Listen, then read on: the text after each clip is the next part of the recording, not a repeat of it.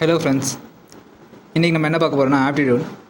நம்ம என்டிபிசி எக்ஸாம்ஸ்க்காக previous year question papers, அதுக்கப்புறம் எக்ஸ்பெக்டட் கொஷின் மாடல்ஸ் அதெல்லாம் பார்த்துட்ருக்கோம். நம்ம இன்றைக்கி ஆப்டிடியூடில் ஒரு செட் ஆஃப் கொஷின்ஸ் எடுத்துகிட்டு வந்திருக்கோம். நம்ம ஆப்டிடியூட் கொஷின்ஸ்லாம் பார்க்கலாமா?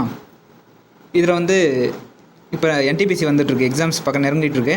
அடுத்தது குரூப் டி வேறு வருது. ஸோ இது எல்லாத்துக்குமே காமன் சிலபஸ். ஃபஸ்ட்டு சிபிடி எக்ஸாமில் ஃபஸ்ட்டு எக்ஸாம் வந்து எல்லாத்துக்கும் காமனாக தான் இருக்கும். ஸோ நீங்கள் படிச்சிங்கன்னா ஆப்டிடியூட் பொறுத்தவரையும் ரீசனிங் பொறுத்தவரையும் நம்ம சேனலில் பார்த்தாலே தெரிஞ்சுக்கும்.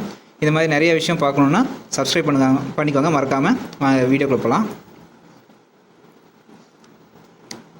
One side of rectangular is 12 metre and it's diagonal is 13 metre. என்ன சொல்கிறாங்க, ஒரு ரெக்டாங்குலர் இருக்குது, அதில் ஒரு சைடு வேல்யூ வந்து 12 மீட்டர், அப்புறம் அதோட டயகனல் வேல்யூ வந்து 13 மீட்டர் அப்படின்றாங்க. அப்புறம் ரிமைனிங் ஃபைண்ட் த ஏரியா கண்டுபிடிங்கன்னு சொல்கிறாங்க. ஏரியாவுக்கு ஃபார்முலா என்ன? ஏரியா ஆஃப் ரெக்டாங்குலர் ஃபார்முலா வந்து L into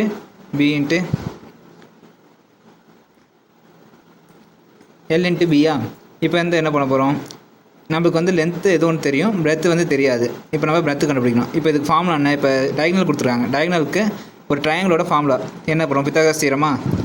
a square plus b square அப்புறம் அந்த டயகனல் c ஸ்கொயர் அப்படின்னு அர்த்தமா? அப்படின்னா நம்மளுக்கு b ஸ்கொயர் தெரியாது, அதாவது இந்த பிரெத்து தெரியாது, ஏன்றது லென்த்து தெரியும், டயகனல் தெரியும். இப்போ வந்து பியை மட்டும் இந்த பக்கம் வச்சுட்டு c square minus a square கண்டுபிடிச்சோம்னா அப்புறம் b ஸ்கொயர் இந்த ஸ்கொயர் இருந்தால் ரூட் ஆஃப் போயிருமா? இப்போ 13 சியோட வேல்யூ 13 ஸ்கொயர்னா 169 மைனஸ் ஏன்னா 12ஓட வேல்யூ வந்து 144, 12 ஸ்கொயரோட வேல்யூ 144, அப்புறம் ரூட்டு மைனஸ் பண்ணால் 169 144 பண்ணால் 25, ரூட் ஆஃப் 125 வெறும் 25 வந்து 5. இப்போ பி இந்த சைடோட வேல்யூ வந்து 5. இப்போ 5 நம்மளுக்கு ஏரியா தான் கேட்குறாங்க. 5 × 12 எல் இன்ட்டு பி தானே. நம்மளுக்கு இந்த பிரெத்தும் தெரிஞ்சிச்சு, ட்ரையாங்கிளோட இது தான். பட் ஆனால் ஹைட்டும் இதுவும் லென்த்தும் பிரெத்தும் தெரிஞ்சிருச்சு இல்லை. இப்போ அதை மல்டிப்ளை பண்ணால் 5 × 12 60. ஓகேவா? In a map drawn to scale 1 cm = 18.5 கிலோமீட்டர். 18.5 கிலோமீட்டரா அப்படின்னா என்ன சொல்கிறாங்க, ஒரு சென்டிமீட்டர் ஒரு பேப்பரை வரைஞ்சிருக்காங்க, அது வந்து ஒரு சென்டிமீட்டர் வந்து 18.5 சென்டிமீட்டருக்கு சமம் அப்படின்றாங்க. அப்புறம் என்ன கேட்குறாங்க, ஏலேருந்து பி வரையும் டிஸ்டன்ஸ் எவ்வளோ போட்டுறாங்கன்னா 22.25 சென்டிமீட்டர் அப்படின்னு போட்டுறாங்க. அப்படின்னா கிலோமீட்டரில் எவ்வளோ டிஸ்டன்ஸ், ஆக்சுவல் டிஸ்டன்ஸ் கிலோமீட்டர் அப்படின்னு கேட்குறாங்க. அப்படி நம்ம எப்படி கண்டுபிடிக்கலாம்? இப்போ மல்டிபிள் பண்ணால் முடிஞ்சு போச்சுல, 22.25 × 18.5 அவ்வளோதான். இப்போ 18.5 கண்டுபிடிக்கிறதுக்கு ஃபஸ்ட்டு 18 மல்டிபிள் பண்ணிப்போமா, 0.5 அப்புறம் பண்ணிக்கலாம். 18 கண்டுபிடிச்சா ஈஸி பாருங்கள். 0.0891, இந்த 1க்கு வந்து 2225, இப்போ அதை ஆட் பண்ணால் 0 5 0 10 12 ஓகே 420 50. 0.5னா ஹாஃப்னு அர்த்தமா? 22.25 பாதி, 22 பாதி 11, 0.25 பாதி 125. ஓகே, அப்போ வந்து ஆட் பண்ணோம்னா இங்கே டிஜிட் தள்ளி வச்சுட்டோம். 11.125 ஆட் பண்ணால் 5 2 ஆப்ஷன் பண்ணுங்கள். 2 5 ஆரம்பிக்கிறது 2 இருக்குது, அப்போ அதில் 6 இங்கே 1 ஆரம்பிக்கிறது இங்கே இருக்குது. 411.625 answer. Okay, next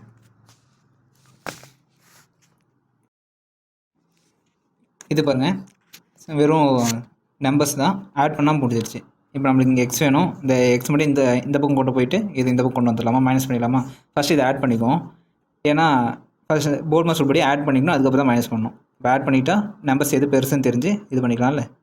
5 6 7 first add பண்ணிட்டா 7 6 5 0 1 இங்கே 9 9 9910.567. ஓகேவா? இப்போ இதை விட இது தான் பெருசு, அப்போ வந்து இதை மைனஸ் பண்ணிக்கலாம். 9908.221 மைனஸ் பண்ணால் இங்கே 6 4 3 346 0.346 எங்கே இருக்குது? இங்கே பாருங்கள் 2 இங்கே இருக்குது. 2.346 இங்கே மைனஸ் பண்ணால் 0 1 10 2 2.346 தான் option. Okay, next A share is 2 times that B whose share is 3 times that the seed அப்படின்றாங்க. அப்படின்னா ₹1800 பிரித்து தரணும். To give them the ratio. அப்போ பி ஷேர் எவ்வளோ அப்படின்னு கேட்குறாங்க. அதாவது ஏன்றவரோட ஷேர் வந்து பியை விட 2 மடங்கு, பீன்ற ஒரு ஷேர் வந்து சியை விட 3 மடங்கு. இப்போ சின்னு ஒருத்தர் இருக்கார். அப்புறம் இவங்க மொத்த பேருக்கும் 1800 ரூபா தரணும். அதை இந்த ரேஷியோவில் பிரித்து கொடுக்கணும். அப்படின்னா எப்படி கொடுக்கலாம்? இப்போ ஏபிசின்னு எழுதிக்கலாமா? ஏபிசினா சிக்கு 1 மடங்குன்னா சியை விட பிக்கு 3 மடங்கு. பிக்கு ஏக்கு எவ்வளோ வரும்? பியை விட 2 மடங்கு. இன்ட்டு 2 போட்டால் 3 × 2 6 6. சிக்கு 1 ரூபானா பிக்கு 3 ரூபா தரணும், ஏக்கு 6 ரூபா வரணும். ஓகேவா? இப்போ இதெல்லாம் எக்ஸ்ன்னு வச்சுக்கிட்டா நம்ம கண்டுபிடிச்சிக்கலாம். இப்போ 1800 பிரிச்சுக்கலாம். இப்போ எவ்வளோ இது 1800 ஒருத்தருக்கு எவ்வளோன்னு தெரிஞ்சுக்கலாம். மொத்தம் எவ்வளோ வருது பர்சன்ட்? 9 10 மடங்கு. அதாவது 1800 / 10 அப்படின்னா ஒருத்தருக்கு 1 மடங்குனா 150 ரூபா. அப்போ பிக்கு எவ்வளோ வரணும்? 3. 3னா எவ்வளோ? 0 18னா 24 2 5 540. பிக்கு வந்து 540 ரூபீஸ் தரணும். ஓகேவா? நெக்ஸ்ட் இப்போ இந்த ஈக்குவேஷன் பாருங்கள். அல்ஜிப்ராவில் வர மாதிரி a + b + c வந்து 6ன்னு சொல்லியிருக்காங்களா? இப்போ a² + b² + c² வேல்யூ வந்து 14 சொல்லிட்டாங்களா? என்ன கேட்குறாங்க? ab + bc + ca. இதை பார்க்குறப்ப எப்படி இருக்குது? நமக்கு வந்து ஒரு ஃபார்முலா ஞாபகம் வருதா? இதை பார்த்து எப்படி இருக்குது? a + b + c whole square formula ஞாபகம் வருதா? என்ன formula? a² + b² + c² + 2ab + bc + ca. கரெக்டா? இது பாருங்க, இது அப்படியே சப்ஸ்டியூட் பண்ணுற மாதிரி இருப்பாங்க. a + b + c என்ன கொடுத்துருவான்? 6 அப்படின்னா 6 ஸ்கொயர் பண்ணால் 36. a² + b² + c² value கொடுத்துருக்கானா? அதுக்கு 14 + 2 இதை தான் கேட்குறான். ab + bc + ca இந்த வேல்யூ தானே கேட்குறாங்க. இப்போ இதை சால்வ் பண்ணால் 34ல் 36 14 போச்சுன்னா 2 22 22. இந்த 2 வந்து டிவைட் பண்ணணும். இந்த பக்கம் இருக்குது, மல்டிப்ளிகேஷன் இருக்கனால இந்த பக்கம் தான் டிவைடில் வந்துடுமா? 22 இந்த டிவைடில் 2 வந்துடும். இந்த பக்கம் ab + bc + ca இருக்குமா? 22 / 2னா 11. அப்போ ab + bc + ca ஓட வேல்யூ 11. ஓகேவா? Next find the least number required to be added 3105 so that it exactly divisible by 3 4 5 6 அப்படின்றாங்க. இப்படி எக்ஸாக்ட்லி டிவிசிபிள் பை அப்படின்னு கேட்டு ஒரு குறிப்பிட்ட நம்பர் கொடுத்துட்டாங்கன்னா உடனே எல்சிஎம் எடுக்கணும். இந்த நம்பருக்கு எல்சிஎம் எடுத்தால் என்ன வரும்? இந்த 3 எலிமினேட் பண்ணிக்குமா? ஏன்னா இதில் 6ல் போகுன்றதுனால எலிமினேட் பண்ணிக்கலாம். 4 5 6க்கு எல்சிஎம் எடுத்தால் 2 2 5 3 ஆயிருமா? அவ்வளோதான். இதுக்கப்புறம் சால்வ் பண்ண முடியாது. எல்சிஎம் மல்டிபிள் பண்ணால் 4 4 + 5 20 20 × 3 60 60. எல்சிஎம் வந்து 60. எல்சிஎம் 60. இப்போ வந்து எல்சிஎம் 60னா அவங்க என்ன கேட்குறாங்க? Least number required to added to 3105 exactly divisible, எக்ஸாக்டாக டிவிசிபிள் ஆகணுன்றாங்க. அப்படின்னா எல்சிஎம்மை அந்த நம்பரோடு டிவைட் பண்ணால் எவ்வளோ 10லையோ அந்த நம்பர் தான். ஓகேவா? இப்போ டிவைட் பண்ணால் 60 30ல் போகுது 300 எடுத்துட்டா 5 3 10க்கு 305. அப்போ 10 105. இது வந்து 2ஆல் மல்டிபிள் பண்ணால் 120 ஆயிரும். அப்படின்னா 1 51 60. இங்கே ரிமைனிங் எவ்வளோ வருது? 45 வருது. அப்போ டிவைடபிள் ஆகணும்னா 60 வரணும். அப்படின்னா 15 மல்டிபிள் பண்ணால் 15 ஆட் பண்ணால் 60 வந்துடுமா? அப்போ வந்து நம்மளுக்கு எவ்வளோ எக்ஸாக்ட்லி எவ்வளோ நம்பர்ஸ் தேவை ரெக்யூர்ட்னு தான் கேட்குறான். அப்படின்னா 15 நம்பர், அதாவது நம்பர் 15 தேவைப்படுது. எக்ஸாக்டாக டிவிசிபிள் வருது. அப்போ 305 + 15 இருந்துச்சுன்னா இந்த நம்பர் வந்து கண்டிப்பாக டிவைட் ஆகும். ஓகேவா? Okay. Next 2 vessels of equal volume contain milk and water in the ratio of 1:3 2:1. If they mix together, what is the new ratio? இப்போ பாருங்களேன், என்ன சொல்லலாம்? 2 கண்டெய்னர் இருக்குது. இந்த 2 கண்டெய்னர்லேயும் 1:3, அதாவது இது மில்க்கு, இது வாட்டர். நீட்டாக எழுதிக்கிறேன். Milk water 1:3. இவங்க மில்க்கு வாட்டர் 2:1 அப்படின்னு சொல்கிறாங்க. அப்படின்னா இவங்க வச்சுருக்க மொத்த வேல்யூ வந்து 4ல் 1 பங்கு 1 + 3 4 4ல் 1 பங்கு மில்க் இருக்குது. இவங்க 4ல் 3 பங்கு வாட்டர் கலந்துருக்காங்க. இவங்க 3ல் 2 பங்கு 2% மில்க் வச்சுருக்காங்க. இவங்க வந்து வாட்டர் 1% கலந்துருக்காங்க. 3ல் 1 பங்கு வாட்டர் கலந்துருக்காங்க. இப்போ வந்து நம்ம மில்கோட ரேஷியோ வாட்டரோட ரேஷியோ கண்டுபிடிக்கணுமா? இப்போ இது ரெண்டையும் ஆட் பண்ணிவிட்டு இது ரெண்டையும் ஆட் பண்ணால் முடிஞ்சிருச்சா? கரெக்டாக வருமா? பண்ணி பார்ப்போமா? 1/4 வரும் பாருங்க. 1/4 + 2/3. அப்புறம் இது வந்து மில்கோட ரேஷியோ, வாட்டரோட ரேஷியோ என்ன? 3/4 + 1/3. இது ரெண்டையும் ஆட் பண்ணிக்கலாமா? இப்போ ஆட் பண்ணால் கிராஸ் மல்டிப்ளிகேஷன். ஓகேவா? மில்க்கு இங்கே போடுறேன். 3 அங்கே இங்கே 3 + 8 3 + 8 11 by 4 3 12 ஓகேவா. அடுத்து இதுக்கு அதே மாதிரி கிராஸ் ப்ரொடக்ஷன்னா 9 + 4 13 இங்கே போடுறேன் 13 கீழே அதே மாதிரி 12 அப்படின்னா 12 பங்கு இருக்கும். ரெண்டையும் மிக்ஸ் பண்ணோம்னா 12 பங்கில் 11 பங்கு மில்க்கும் 13 பங்கு இது இருக்கும் வாட்டர் இருக்கும் அப்படின்னாங்க. அப்படின்னா 11:13 இதுதான் ரேஷியோ, நியூ ரேஷியோ. ஓகேவா. நெக்ஸ்ட்டு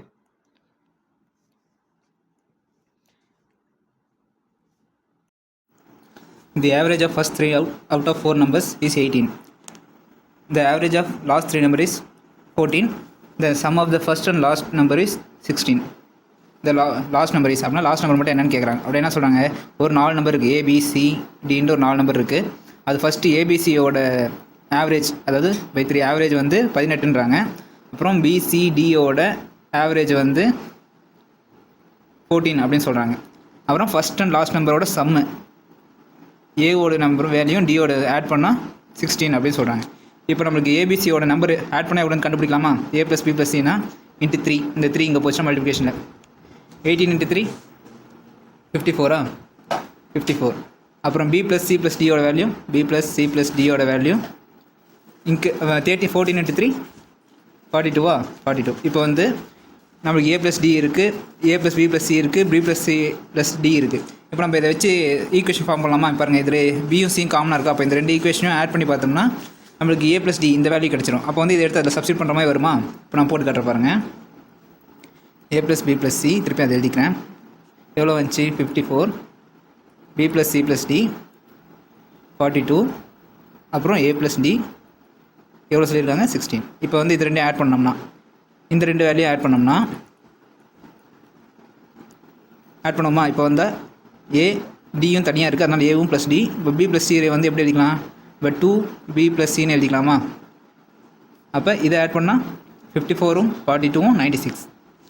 இப்போ A + Dயோட வேல்யூ எவ்வளோ, A + Dயோட வேல்யூ நம்மளுக்கு கொடுத்துருக்காங்க 16. அந்த 16 எடுத்து சப்ஸ்டிட் பண்ணோம்னா 16 + 2B + C வேல்யூ கிடைக்குமா. இப்போ 16 - 20 96. 16 போச்சுன்னா 0, இங்கே வந்து 80. இந்த 2 இங்கே வந்துருமா, 16 இங்கே போயிடும். இந்த 2 இங்கே கீழே வந்துச்சுன்னா / 2 வந்துடும். இந்த 2வும் போச்சுன்னா 40. இப்போ B + Cயோட வேல்யூ கிடச்சிச்சு = 40. பாருங்கள், B + C + D லாஸ்ட் நம்பரோட வேல்யூ இருக்கா, இதில் எடுத்து சப்ஸ்டிட் பண்ணோம்னா கிடச்சிருமா. B + Cயோட வேல்யூ 40, அப்போ 2D = 42. இப்போ வந்து இந்த 40 - 42 டியோட லாஸ்ட் நம்பர், இந்த டியோட வேல்யூ கிடச்சிருமா. 40 - 42 பண்ணோம்னா 2. இப்போ டியோட வேல்யூ 2, லாஸ்ட் நம்பர் டிஜிட்டோட வேல்யூ 2. ஓகேவா. Next the maturity value after 3 years of certain sum at 15% per annum அப்படின்றாங்க. சிம்பிள் இன்ட்ரெஸ்ட் வந்து எவ்வளோ மாறி இருக்குது மொத்தமாக 8700 வித் பிரின்சிபலோட. சிம்பிள் இன்ட்ரெஸ்ட் ப்ளஸ் பிரின்சிபல் சேர்த்து 8700 மாறி இருக்குது அப்படின்னாங்க. எத்தனை வருஷத்தில், 3 வருஷத்தில். அப்படின்னா இந்த 15% per annum 15%னா 3 வருஷத்துக்கு எவ்வளோவா இருக்கும், 45% வட்டியாக இருக்குமா. அப்படின்னா 100க்கு 45, 100 போட்டுனா 145 கிடச்சிருக்கும். எவ்வளோ பிரின்சிபல் தெரியாது. அப்போ 8400 700. இப்போ கண்டுபிடிச்சோம்னா எக்ஸ் பிரின்சிபல் அமௌண்ட் எவ்வளோன்னு கண்டுபிடிச்சலாமா. 8700 × 100 / 145. 145 பண்ணோம்னா எவ்வளோ வருது, இங்கே 2 10க்கு 45 9 29.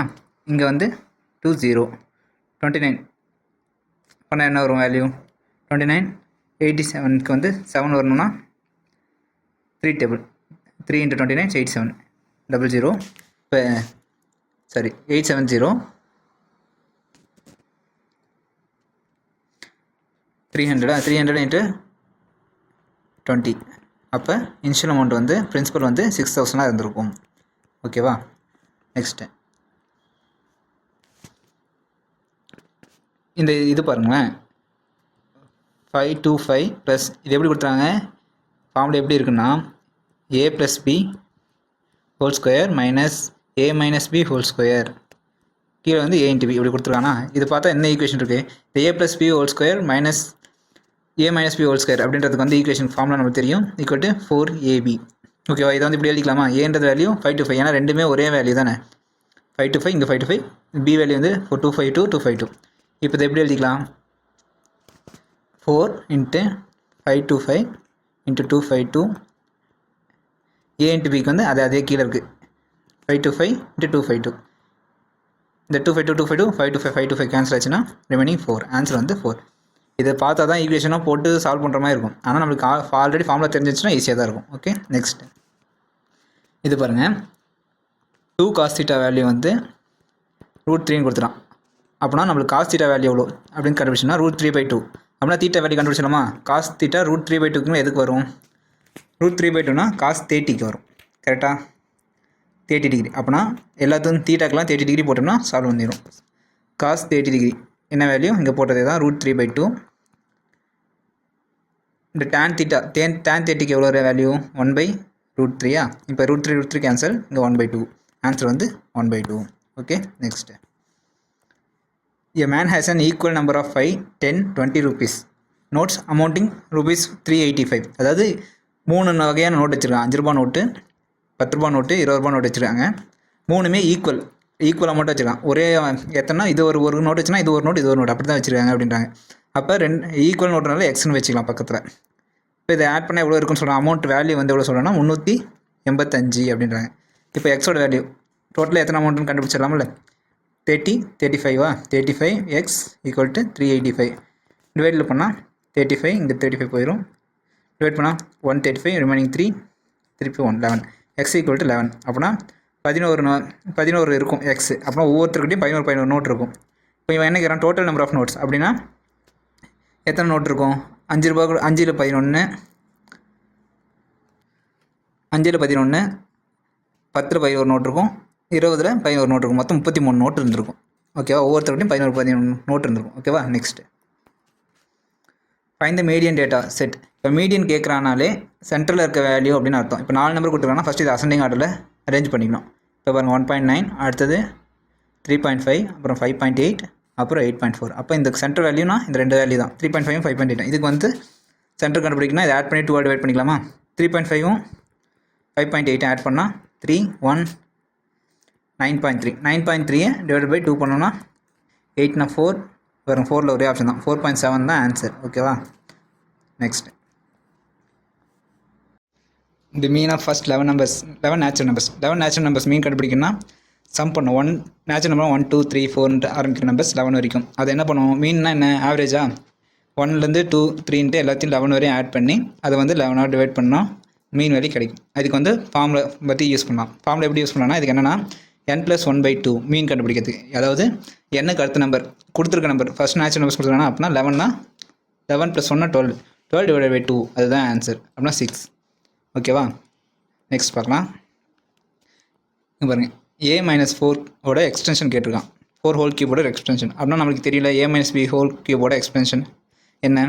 a³ - b³ - 3a² b + 3ab 3ab². இது அப்படியே எடுத்து சப்ஸ்டிட் பண்ணால் a³ a-க்கு a³ 4க்கு b-க்கு 64 -3 × b-க்கு என்ன 4 4 3 12 12a². இங்கே ப்ளஸ் 3 × b-க்கு ஸ்கொயர் பண்ணால் 4க்கு ஸ்கொயர் பண்ணால் 16 16 3 48 48a. ஓகேவா? ப்ளஸ் 48a ப்ளஸ் 48a எத்தனை இருக்குது? 2 இருக்குது. -12a அதில் இருக்கா? 2 -12a² தான் இருக்குது. -64 இங்கே இருக்குது. இது அப்போ இதுதான் answer. Okay, next. B does 50% of work in 20 days. C join B, then they finish the remaining work in 4 days. C alone can do whole work in how many days அப்படின்னு கேட்குறான். அப்படின்னா என்ன அர்த்தம்? B வந்து ஒரு வேலையை ஆரம்பிச்சிருக்காரு, 50% வேலையை 20 நாளில் முடிச்சிருக்காரு. அப்படின்னா அவர் முழுசாக பண்ணியிருந்தாருன்னா இதை விட டபுள் மடங்காக இருக்குமா? அப்போ 40 டேஸில் முடிச்சிருப்பாப்புல. அதே சியும் பியும் சேர்ந்துருக்காங்க. +C ஒருத்தர் சேர்ந்து B கூட சேர்ந்து செஞ்சுருக்காங்க. அதே வேலையை மிச்சம் இருக்க எத்தனை வேலை எவ்வளோ பர்சன்டேஜ் இருக்கும்? 50% இருக்குமா? இந்த 50% வேலையை 4 நாளில் முடிச்சிருக்காங்க. அப்போனா அவர் வந்து ஃபஸ்ட்லேருந்தே செஞ்சுருந்தாங்களா 2 பேர் சேர்ந்து அதை விட டபுள் மடங்காக செஞ்சுருப்பாங்களா? 8. அப்போ இதுக்கு வந்து எல்சிஎம் எடுத்தால் 40 தானே?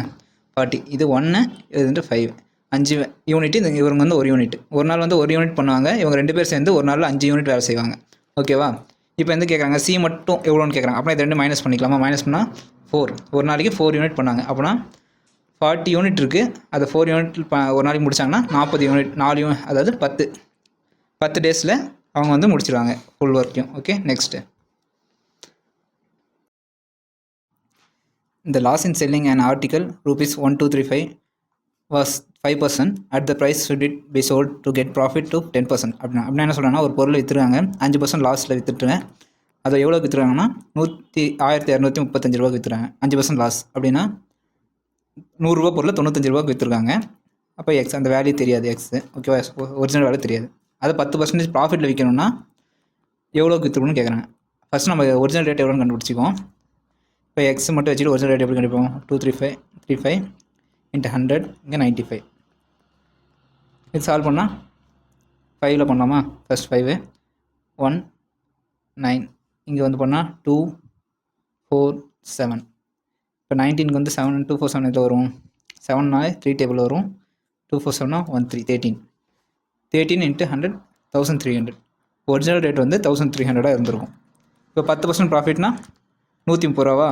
10% 0 3 4 1 1430 ரூபாய்க்கு விற்றா 10% ப்ராஃபிட் அடைஞ்சிருப்பார். அவ்வளோதான். நெக்ஸ்ட்டு இப்போ இது நார்மல் அப்படி சப்ஸ்டியூட் பண்ணுறது தான். 22x - 40 207 + 3x. எக்ஸோட வேல்யூ என்னன்னு கேட்குறான். அப்படின்னா எக்ஸ்லாம் ஒரு பங்கு கொண்டு வரலாம். 22 - எக்ஸ்னா இங்கே 22xனா 19x இந்த 40 இந்த கொஸ்டின் ப்ளஸ்ஸா 247 ஆயிருமா? எக்ஸ் இப்போ டிவைட் பை 19 மாறிட்டோம். 19 டேபிள்னா இது வந்து 7 3 1 13. எக்ஸுக்கு வந்து 13. Next ratio of 2 numbers. 2 நம்பரோட ரேஷியோ வந்து 3 4 ஓகேவா. அதோட HCF வந்து 8ன்னு சொல்லிட்டாங்க. HCF நம்மளுக்கு வந்து ஃபார்முலா தெரியும்ல, HCF × LCM = product of 2 numbers. என்ன நம்பர் இருக்கோ எக்ஸ் ஒய்ன்னு இருக்குன்னா அதோட ப்ராடக்ட் அப்படின்னு அர்த்தம். இப்போ எக்ஸ் ஒய் அந்த நம்பர் தான் நம்மளுக்கு தெரியாதுல்ல, அதை வந்து ரேஷியோவாக கொடுத்துட்டாங்க. HCF வேல்யூ கொடுத்துட்டானாலே HCFோட நம்ம கொடுத்துருக்க ரேஷியோ மல்டிபிள் பண்ணிக்கிட்டோம்னா நம்மளுக்கு வந்து அந்த நம்பர்ஸ் கிடச்சிடும். இப்போ 8 4 32 8 3 24 24ம் 32ம் தான் நம்பர்ஸ். அப்போ வந்து அதோட ப்ராடக்ட் 32. என்ன கேட்குறான்? எல்சிஎம் தான் கேட்குறான். நம்ம எல்சிஎம் என்ன இந்த HCF கீழே கொண்டு போயிடும். இப்போ HCF வந்து 8 எக்ஸ் வந்து 32ன்னு வச்சுக்கிறோம். அப்புறம் இன்னொரு ஒய்ன்ற வேல்யூ வந்து 24ன்னு வச்சுக்கிறோம். டிவைடட் பை இந்த 8 அப்படின்னா எல்சிஎம் கிடச்சிருமா? எல்சிஎம் கிடச்சா இப்போ இது கேன்சல் பண்ணால் 4 × 24 696 வேல்யூ ஓகேவா. நெக்ஸ்ட்டு ஒரு ஆர்டிகல் வந்து article sold was 920 at a profit of 15%. Find the selling price to get a profit 20%. அதாவது ஒரு பொருளை 920 ரூபாய்க்கு விற்கிறாங்க. ஆனால் அந்த பொருள் வந்து ஆல்ரெடி ப்ராஃபிட்டில் தான் விற்கிறான். எவ்வளோனா 100 ரூபா பொருள் 115 ரூபா. இப்போ 15% லாபத்தில் விற்கிறான் ஓகேவா. 20% லாபமாக இருக்குன்னா எவ்வளோன்னு கேட்குறான் ஓகேவா. அப்போ நம்ம ஃபஸ்ட்டு ஒரிஜினல் வேல்யூ எவ்வளோன்னு கண்டுபிடிச்சோம்னா ஆன்சர் கண்டுபிடிச்சிடமா. 920 × 100 = 115 கண்டுபிடிச்சோம்னா என்ன வரும்? இப்போ சால்வ் பண்ணுவோமா. இங்கே வந்து 20 இங்கே 23 இங்கே 92 வருதான்னு பார்க்கலாமா. 23னா × 4 போட்டோம்னா ஃபர்ஸ்ட் 12 2 இங்கே 1 4 8 8 92 வருதா. இப்போ 4 வருது 40 × 20 800. 800 ரூபா வந்து ஒரிஜினல் ரேட்டு. இப்போ வந்து என்ன 20% ப்ராஃபிட் அப்படின்னா 10%னா 80, 20%னா 160. இப்போ 0 6 9 960 ரூபாய்க்கு விற்றுருந்தா அவர் வந்து ப்ராஃபிட் வந்து 20% ப்ராஃபிட் ஓகேவா. நெக்ஸ்ட்டு ஏரியா ஆஃப் ட்ரையாங்கிள் வந்து 456 ஸ்கொயர் சென்டிமீட்டர்னு சொல்கிறாங்க. ஹைட்டு வந்து எவ்வளோ சொல்லியிருக்காங்க? ஹைட் வந்து 24 சென்டிமீட்டர். லென்த்து என்ன? பேஸோட லென்த் என்னன்னு கேட்குறான். நம்மளுக்கு ஏரியா ஆஃப் ட்ரையாங்கிளோட ஃபார்முலா என்ன? ½ BH. நமக்கு இது என்ன கொடுத்துட்டான்? H கொடுத்துட்டான். B கேட்குறான். ஏரியாவும் கொடுத்துட்டான் ஓகேவா. ஏரியா என்ன? 456 = ½ B தெரியாது. H வந்து 24. இப்போ இதை சால்வ் பண்ணால் பியை மட்டும் வச்சுக்கிட்டு மற்றெல்லாம் இந்த கொண்டு வந்துடலாமா.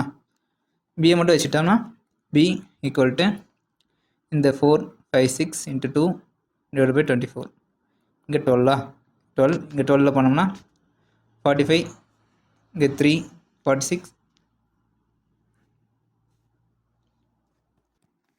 36க்கு 3 ரிமைனிங் 9 இருக்குமா. 9னா 8 ஓகே. அப்போ பிக்கு பேஸோட வேல்யூ வந்து 38 ஓகே. ஆன்சர் வந்து இங்கே இருக்குது. நெக்ஸ்ட் இங்கே மிஸ்ஸிங் சீரிஸ் கேட்குறாங்க. மிஸ்ஸிங் சீரிஸ்க்கு வந்து என்ன கொடுத்துருக்காங்க பாருங்கள். 1 8 4 27 9 என்ன வேல்யூ தெரியுது? எக்ஸு 16. இது எப்படி இருக்குது? 1ன்றது தெரியல, 2 1 வருது. இப்படி 2 1 வந்தாலே ஸ்கொயரோ கியூபோ பண்ணியிருக்காங்கன்னு அர்த்தம் ஓகேவா. இது ஆனால் எதுன்னு தெரியல, வெயிட் பண்ணுவோம். அடுத்து பாருங்கள். இது வந்து 2ஓட கியூபா, இது வந்து 2 ஸ்கொயர். அப்படின்னா இது வந்து 1 ஸ்கொயராக இருக்கணும். இது 1 கியூபாக இருந்திருக்கணும். ஓகேவா? அப்போ இது வந்து 27 அப்படின்னா 3 கியூப், 9 வந்து 3 ஸ்கொயர். அப்படின்னா இங்கே இருக்கிறது வந்து 4 கியூபாக இருக்கணும். 4 கியூப் என்ன 64. ஓகே, இப்போ ஆன்சர் வந்து 64 இங்கே பாரு, ஏன்னா இது வந்து 4 square. Okay, next. What is the difference between the maturity value of 2 deposit of ₹5,000 each investment for 2 years? 2 வருஷம் பண்ணுறாங்க, 2 டெபாசிட் பண்ணுறாங்க. ஒன்று வந்து சிம்பிள் இன்ட்ரெஸ்ட் பண்ணுறாங்க 5,000 ஓகேவா, 5% வட்டிக்கு. அதே இன்ட்ரெஸ்ட்டில் காம்பவுண்ட் இன்ட்ரெஸ்ட் பண்ணுறாங்க 5% வட்டினா ஒரு வருஷத்துக்கு ₹250. அதாவது 10% 500, அதில் பாதி ஒரு வருஷத்துக்கு. அப்படின்னா 2 வருஷத்துக்கு 250, அப்படின்னா 500, ₹5,500 கிடச்சிருக்கும் மெச்சூரிட்டியில் 2 வருஷத்தில். சிம்பிள் இன்ட்ரெஸ்ட்டுக்கு. காம்பவுண்ட் இன்ட்ரெஸ்ட்டாக இருந்தால் மொதல் வருஷத்துக்கு 5,000 + 250, 5,250 கிடச்சிருக்கும் 5% வட்டிக்கு. அடுத்த திருப்பியும் ஒரு 10%னா 5,225 பாதி 2 16 2.5 கிடச்சிருக்குமா. இப்போ 262.5. இப்போ இது ஆட் பண்ணால் 5.21155 ₹551 ₹5,512.5 கிடச்சிருக்கும். இப்போ இதுக்கு இருக்கும் டிஃப்ரென்ஸ் தான் கேட்டான். என்ன கேட்டான்? Difference between the maturity value. இது பாருங்கள், ரெண்டுக்கு இருக்கிற வித்தியாசம் ₹12.50. ₹12.50 தான் டிஃப்ரென்ஸ். ஓகேவா, ஆன்சர். நெக்ஸ்ட்டு ட்ரெபிசாய்ட்ஸ், அதோட ஏரியா கொடுத்துருக்கான் 18 square centimetre. It height and base are 3 centimetre and 5 centimetre respectively. Find the length of the side parallel to base. அப்படின்னா ட்ரெபிசாய்ட்னா இப்படி தானே இருக்கும், 2 சைடு. இது வந்து பேரலல் சைட்ஸு, இது வந்து பேரலல் சைட்ஸு. அவங்க என்ன சொல்கிறாங்கன்னா 2 ஹைட்டும் பேஸும் கொடுத்துட்டான். ஹைட் என்ன? ஹைட் வந்து ஓவரால் ஹைட் வந்து 3 சென்டிமீட்டர், இது வந்து 5, பேஸ் கொடுத்துட்டான். இப்போ வந்து பேரலல் சைடோட இது கேட்குறான். என்ன கேட்குறான்? Length of the side parallel to the பேஸ்லேருந்து அதோட லென்த் எவ்வளோன்னு கேட்குறான். இது எப்படி கண்டுபிடிக்கலாம்? நம்மளுக்கு இதுக்கு ஏரியா கொடுத்துருக்கானாலே ட்ரெபிசாய்டோட ஏரியா எப்படி கண்டுபிடிக்கலாம்? ஃபார்முலா என்ன? ஏரியா ஈக்குவல் டு, அதே நம்ம ட்ரையாங்கிள் போகிற மாதிரியாக இருக்கும், ஆஃப் பிஹெச்ன்றது பதிலாக பி, அதாவது பி இன்ட்டு ஹைட்டு ஹெச், அப்புறம் பிஹெச்ஏ தான். அந்த பின்றது வேல்யூ மட்டும் x + yன்னு பிரியும். ஏன்னா ரெண்டு பேஸ் இருக்கனால, 2 வித்தியாசமான பேஸ் இருக்கனால x + yன்னு பிரியும். ஓகேவா? எக்ஸ் வேல்யூன்ற 1 கொடுத்துட்டான், ஒரு பேஸ் வேல்யூ கொடுத்துட்டான் 3, அப்படியே 5ன்னு கொடுத்துட்டாங்க. ஹைட் வந்து 3ன்னு கொடுத்துட்டான். நம்ம ஹைட்டுக்கு 3ன்னு கொடுத்துட்டு இப்போ பேஸ் இங்கே இதுவே கூட எக்ஸுக்கு வந்து 5ன்னு வச்சுக்கலாம். இன்னொரு வேல்யூ தெரியாது, அதாவது ஒய்னே வச்சுக்கோமா. அப்புறம் ஆஃப் இங்கே ஏரியா. ஓகேவா? ஏரியா வேல்யூ என்ன? 18. இப்போ இதை சப்ஸ்டியூட் பண்ணி பார்ப்போமா? சப்ஸ்டியூட் பண்ணால்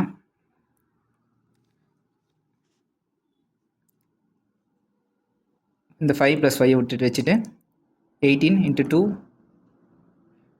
2 / 3. 18 6, 18 6, 6 × 2 12, 5 + 5, 12 - 5 7. 12 - 5 7. ஓகே, நெக்ஸ்ட்டு இந்த வேல்யூ பாருங்கள். sin θ / cos θ × cot θ / cosecant θ. ஓகேவா? இதோட சால்வ் பண்ண சொல்லலாம். sin / cosனால் நமக்கு தெரியும் என்னது, 1/cot. ஓகேவா? இது அப்படியே போட பார்க்கலாம். cot θ / cosecant θவா, cosecant θ. cot to cot போச்சுன்னா 1/cosecant இருக்குமா. 1/cosecant θவோட வேல்யூ என்ன? 1/cosecant value sin θ. Okay, next. K walked at 3 km for certain distance with L. Lோட K வந்து ஒரு certain distance வந்து நடக்கிறாரு. எவ்வளோ ஸ்பீடுனா 3 km/h. அப்புறம் அங்கேருந்து திருப்பியும் to cover total distance 27 kilometres, அதாவது 6 km/h எம்மோட நடக்கிறாரு கே. ஓகேவா? அவங்க என்ன சொல்கிறாங்க? டோட்டல் டிஸ்டன்ஸ் வந்து 27 கிலோமீட்டர்ஸ். இவங்க 2 கிலோமீட்டர் ஸ்பீடில், டிஃப்ரெண்ட் ஸ்பீடில் நடந்து 7 km/h ஸ்பீடில் நடந்திருக்காங்க. ஓகே, 7 கிலோமீட்டர் நடந்திருக்காங்க பர் ஹவர், 7 மணி நேரம் நடந்திருக்காங்க. அப்படின்னா ஃபஸ்ட்டு டிஸ்டன்ஸ் நம்மளுக்கு தெரியாது, இது எக்ஸ்ன்னு எடுத்துக்குவோம். இப்போ ரிமைனிங் இருக்கிறது வந்து 27 - x, ஓவரால் டிஸ்டன்ஸில் -x. இப்போ இதை எப்படி சால்வ் பண்ணலாம்? அதாவது எக்ஸ் கிலோமீட்டர் வந்து 3 km/h நடந்தேன், அதாவது டிஸ்டன்ஸ் பை ஸ்பீடு. டைம்ன்றது வந்து டிஸ்டன்ஸ் பை ஸ்பீடு தானே.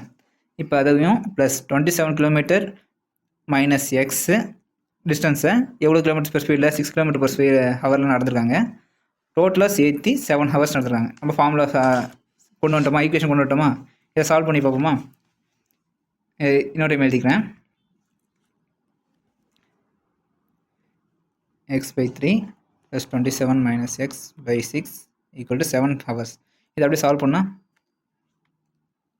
இதுக்கு பாருங்கள் 2x மாறிடும் ப்ளஸ் 27 - x.